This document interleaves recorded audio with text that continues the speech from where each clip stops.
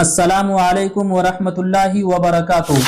ये सवाल आपके माइंड में भी आ रहे होंगे कि जब रमज़ानुल मुबारक के महीने में सरकश शयातीन कैद कर दिए जाते हैं और जन्नत के दरवाजे खोल दिए जाते हैं और जहन्नम के दरवाजे पूरे महीने बंद कर दिए जाते हैं, तो अब ये सवाल पैदा होता है कि जब सरकश शयातीन रमज़ानुल मुबारक में बंद कर दिए जाते हैं, कैद कर दिए जाते हैं, तो रमजान के महीने में गुनाहों के ख्यालात दिल में क्यों आते हैं? Why the reason? बाज हजरात तो गुनाह तक कर बैठते हैं, तो फिर ये कैसे मुमकिन है? तो इसको अच्छी तरह गौर से सुने, इंशाल्लाह बहुत ही कंफर्ट तरीके से आसान करके इस क्वेश्चन को क्लियर कर दूंगा। पहले तो इस बात का यकीनी बनाएं कि हाँ, रमजानुल मुबारक में सरकश शयातीन कैद कर दिए जाते हैं। नबी करीम सल्लल्लाहु अलैहि वसल्लम की अहादीस मौजूद है कि रमजानुल मुबारक में सरकश शयातीन कैद कर दिए जाते हैं, और इसकी सबसे बड़ी मिसाल यही है कि शयातीन कैद कर दिए जाते हैं। इसी बिना पर तो आप देखते हैं कि रमजानुल मुबारक में सारी मस्जिदें भरी पड़ी मिलती हैं। आम दिनों में तो 2-3 नमाजी का मिलना भी मुश्किल हो जाता है, लेकिन रमजानुल मुबारक में अल्लाह अकबर पूरी मस्जिद फुल मिलती है। इतने नमाजी कहां से आ जाते हैं? ऐसे ऐसे नौजवान जो आम दिनों में जुमा तक की नमाज नहीं पढ़ता है, कोई बताए तो सही कहां से आ जाते हैं ये सब।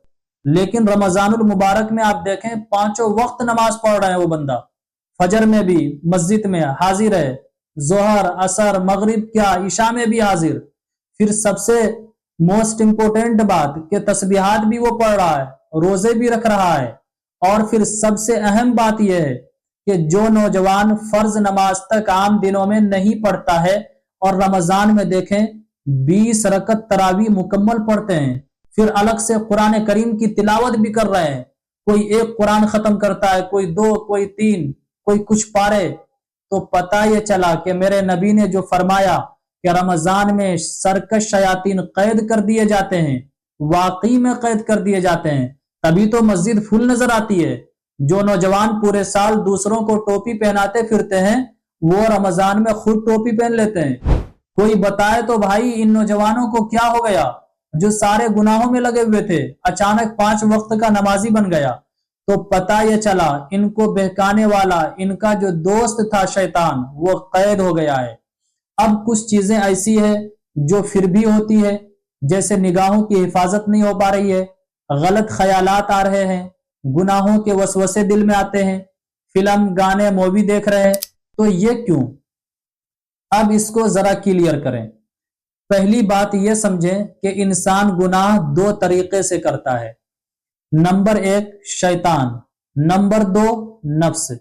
ये जो दिल में ख्यालात आते हैं कि ये गुनाह कर लो, थोड़े गाने सुन लो, अरे टाइम पास नहीं हो रहा है, एक फिल्म देख लेते हैं, रोजे से हैं पूरे दिन घर में हैं, एक मूवी देख लेते हैं, फुला की तरफ नजर उठा करके देख लो।